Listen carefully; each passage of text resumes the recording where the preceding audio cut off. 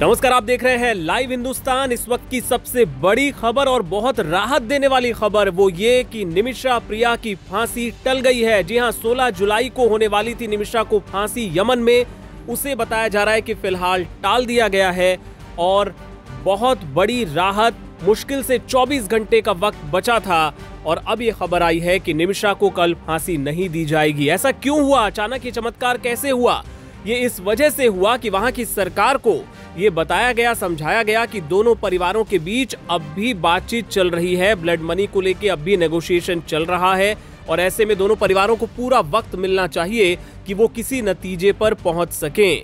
आपको बताएं कि निमिषा के परिवार की तरफ से 8.5 करोड़ रुपए तक पीड़ित परिवार को दिए जाने की बात कही गई थी और अब उसको लेके बातचीत आगे बढ़ रही है। ऐसे वक्त में जबकि सुप्रीम कोर्ट ने भी हाथ खड़े कर दिए थे, भारत सरकार भी कह रही थी कि हम अपनी जो लिमिट्स थी पूरी चेक कर चुके हैं, उसके आगे जाना हमारे लिए संभव नहीं होगा क्योंकि यमन के साथ जो रिश्ते हैं वो काफी संवेदनशील हैं। वहां पे भारत सरकार का कोई दूतावास भी नहीं है।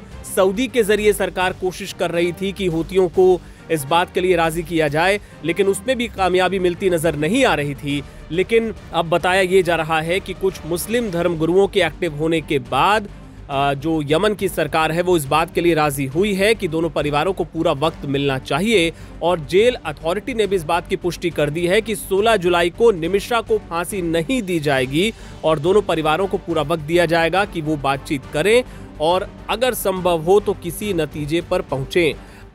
Aim right, achieve big. At KR Mangalam University, we provide you the platform to turn your dreams into reality. At KR Mangalam University.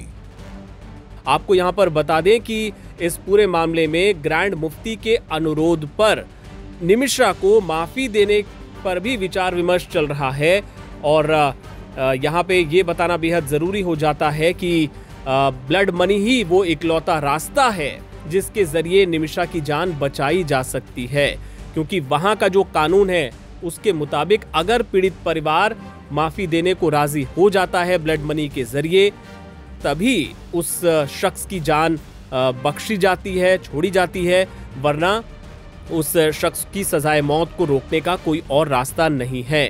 Nimisha की तरफ से उनकी मां, उनका पूरा परिवार, इसके अलावा सेव निमिषा प्रिया काउंसिल भी पूरी कोशिश कर रहा था और तमाम जो कोशिशें हम कह सकते हैं कि कुछ रंग लाई हैं और सबसे अहम बात यह कि 24 घंटे से भी कम का वक्त बचा था और अब ये राहत की खबर आई है कि निमिषा प्रिया की फांसी फिलहाल टल गई है।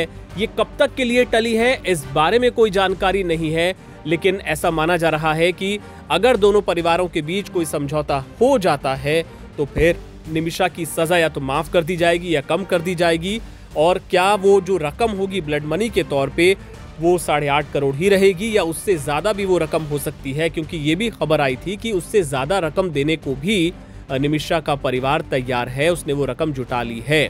तो देखना होगा। इससे जुड़ी तमाम खबरें, अपडेट सबसे पहले आपको लाइव हिंदुस्तान पर दिखाते रहेंगे। आप बने रहिएगा हमारे साथ।